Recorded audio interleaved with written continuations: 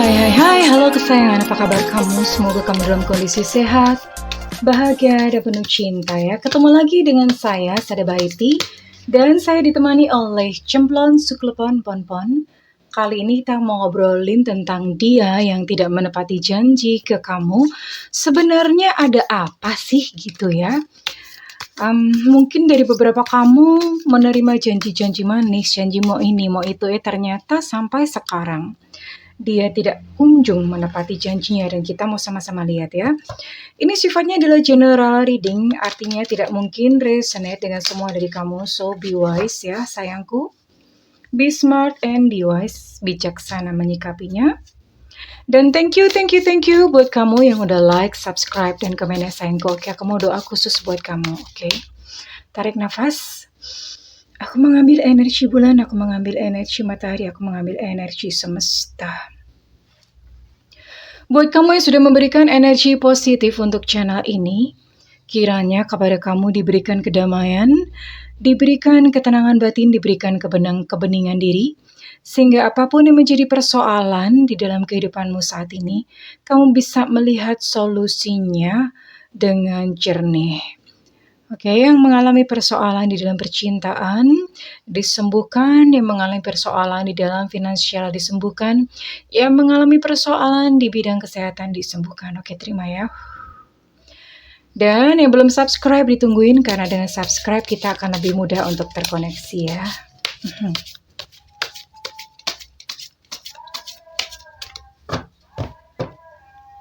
Kenapa sih dia tidak menepati janji? Balance, ada yang tidak seimbang di sini.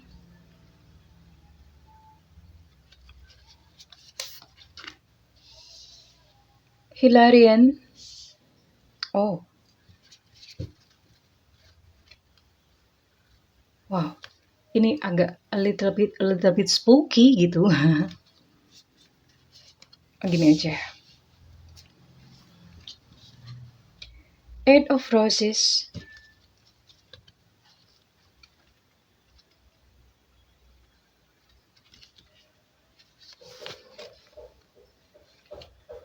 Archangel Raphael dalam kondisi reverse.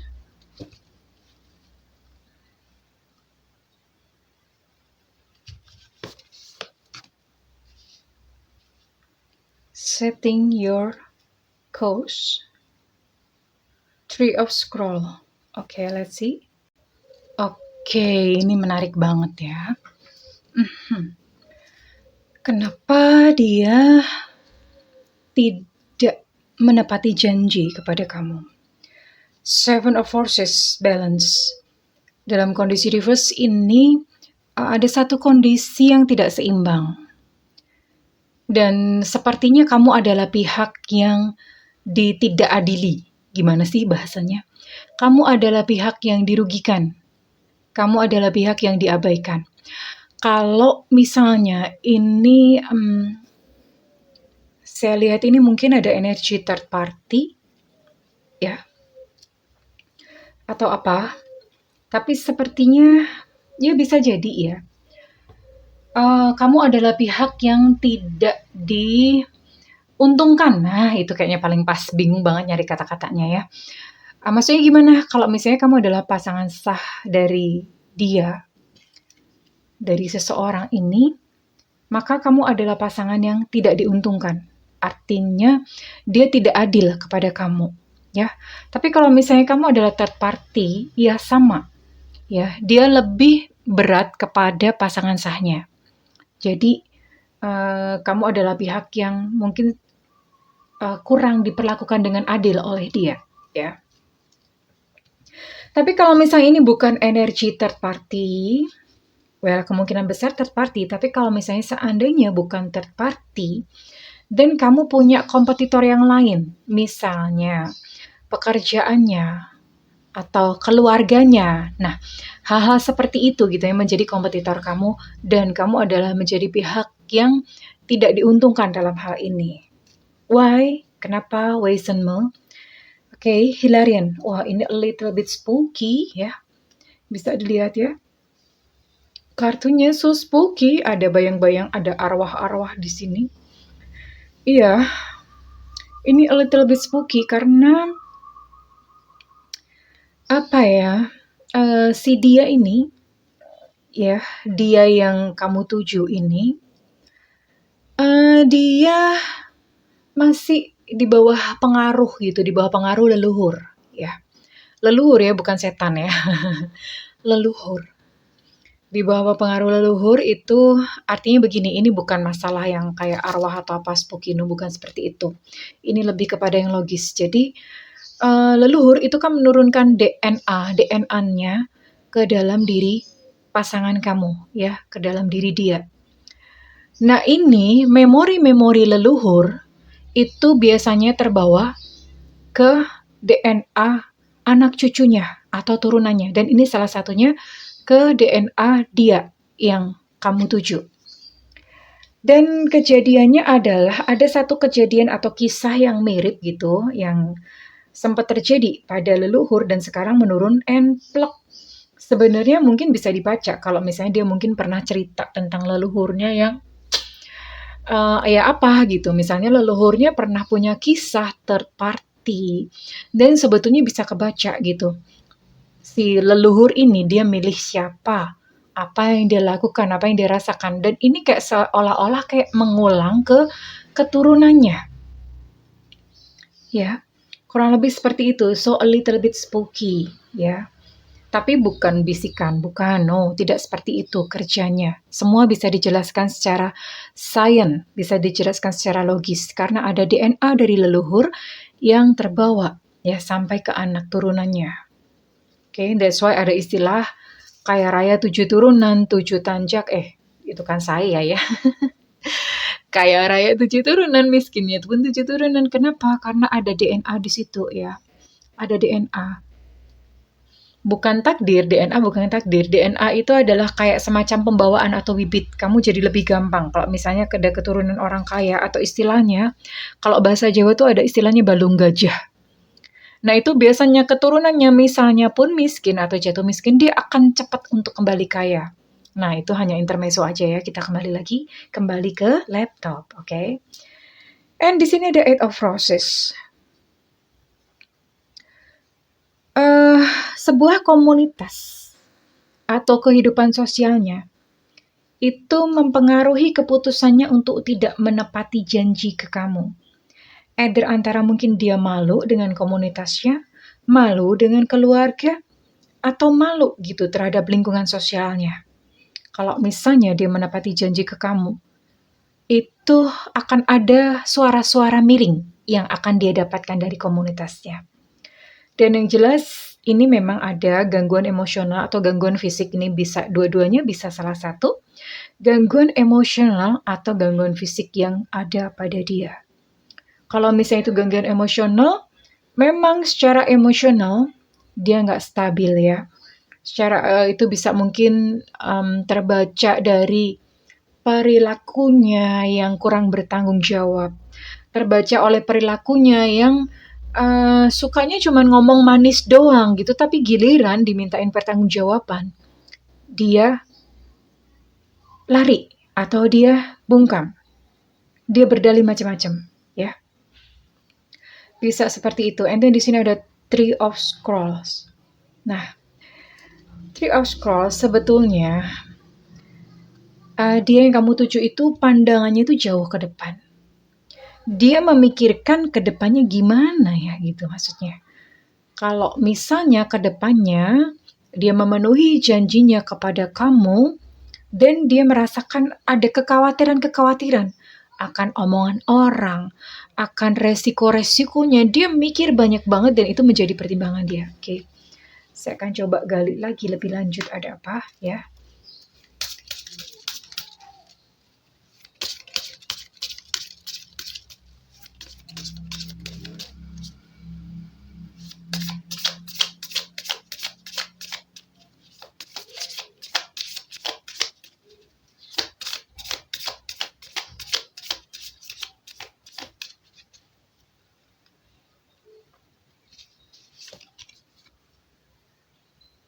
Mhm.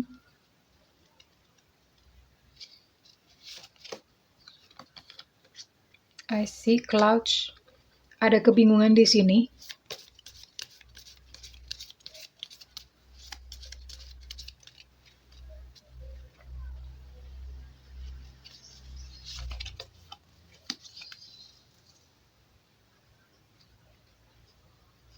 Oke. Kenapa dia tidak menepati janji ke kamu? Well, yang jelas dia sedang melakukan pertimbangan ya. Ini mungkin banyak referensi. Oh, ada rahasia di sini. Ada rahasia yang dia simpan, yang dia tidak katakan kepada kamu. Ada rahasia. Ada riset itu mencoba mencari tahu lebih dalam ya. Kalau misalnya dia menepati janji ke kamu, itu lagi relevan dengan ini tadi ya, dengan pertimbangan-pertimbangan seperti yang sudah terbaca sebelumnya. Ada banyak pertimbangan di sini. Tapi ada satu rahasia yang dia simpan. Oke. Saya akan coba cari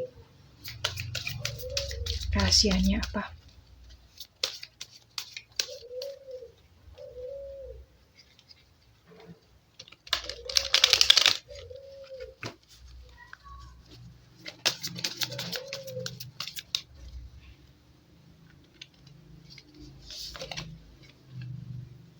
Oh my God. Ya, seperti dugaan saya sebelumnya. Ada energi third party di sini ya. Energi third party, ada keterlibatan third party, so ini yang dia rahasiakan. Kalau misalnya kamu adalah pasangan sahnya, maka dia punya third party atau seseorang yang lain. Tapi kalau misalnya kamu adalah orang ketiga atau kamu adalah pihak pihak ketiga dalam kehidupan pasangan kamu ini, and then ada sesuatu kejadian atau sesuatu kesepakatan dengan pasangan sahnya itu yang dia tidak katakan kepada kamu, hanya sekedar untuk menjaga perasaan kamu atau menghibur kamu saja.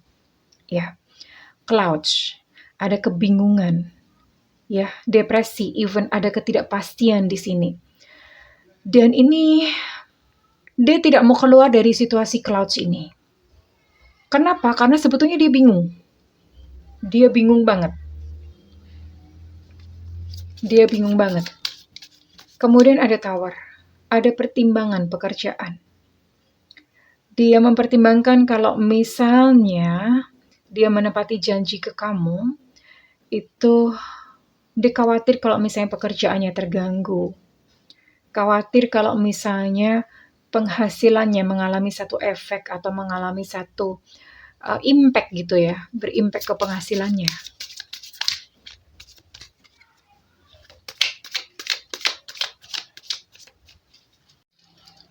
Oke.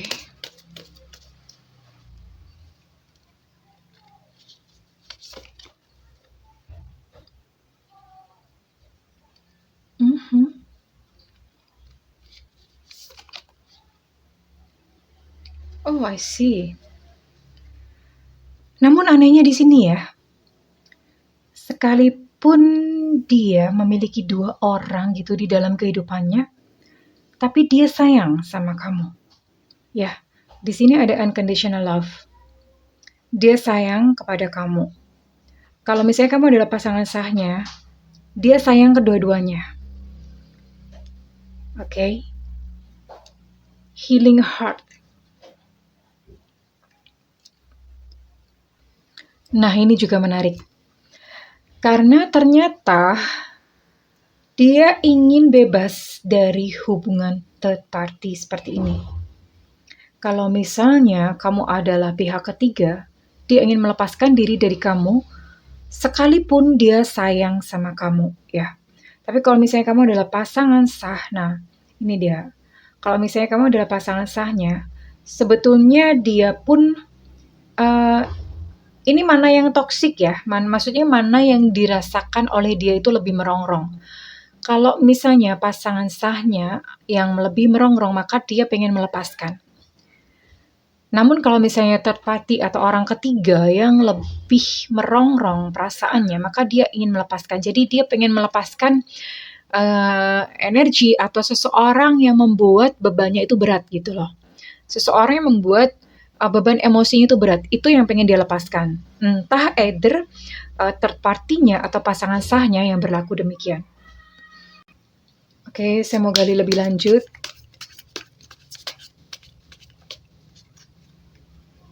Tak menepati janjinya, ada apa sebenarnya?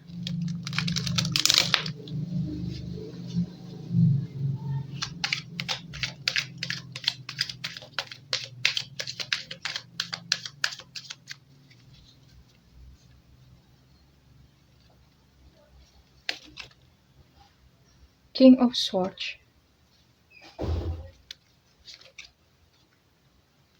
King of Pentacles.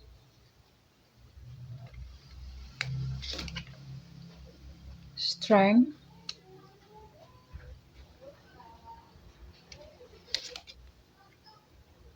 Seven of Swords.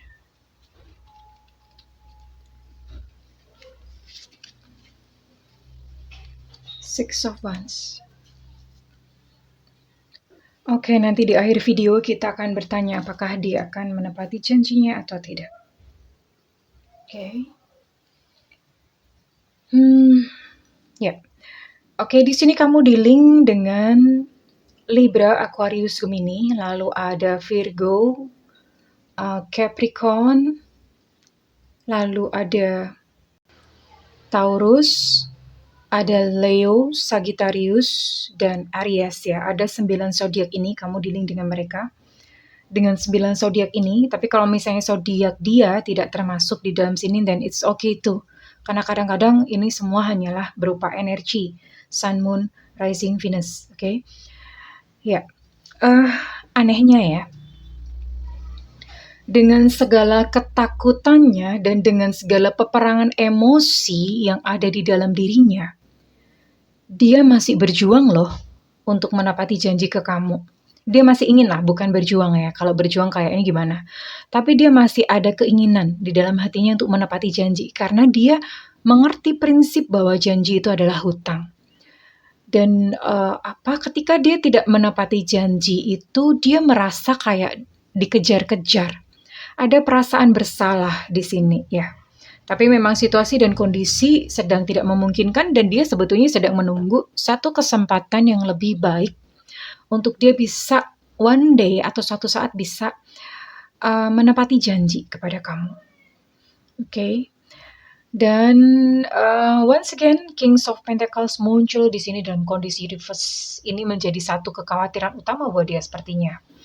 Karena dia menyadari impact atau efek dari ketika dia menepati janji ke kamu itu, dia akan losing much money atau kehilangan mungkin finansialnya, kehilangan gitu beberapa jumlah uang gitu.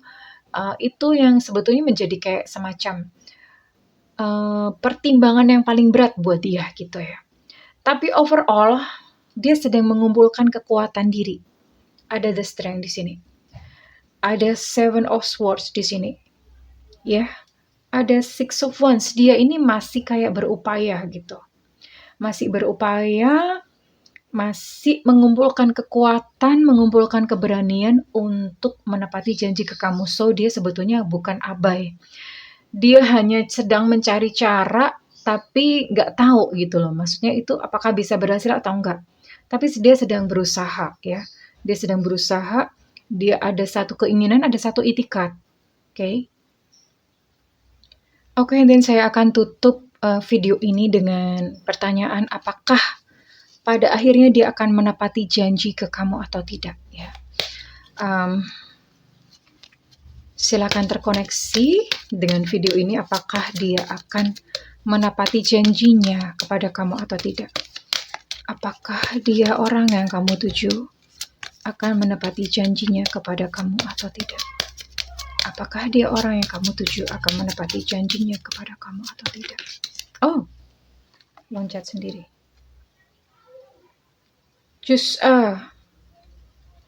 Melipir lagi ya, melipir lagi itu artinya dia akan kayak semacam beralasan yang lain lagi.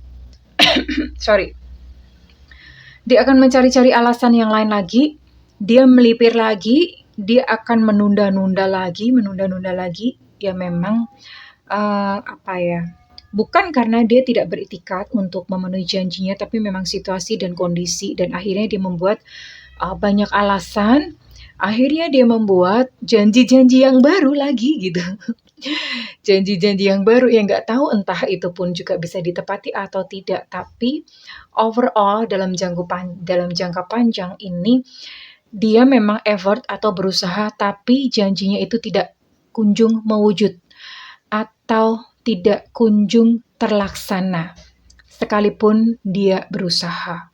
Ya, overall seperti itu sayangku, cintaku, negeriku, tanah airku, bajuku, sepatuku, lemariku. Semuanya punyaku, okay?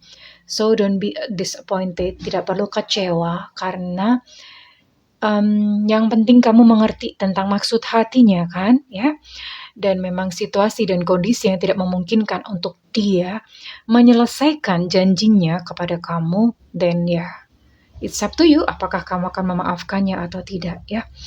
Oke, well, kesayangan, kurang lebih seperti itu. Jika readingan ini resonate dengan kamu, saya minta feedbacknya di kolom komentar. Dan buat kamu yang ingin melakukan personal reading, silakan hubungi nomor yang tertera di kolom deskripsi, tentu saja berbayar. Dan buat kamu yang tidak memiliki budget, nyalakan loncengnya. Bunda tuh sering banget live. Dan saat live, kamu boleh nanyain apa aja di situ secara free. Sayangku, cintaku ya, oke?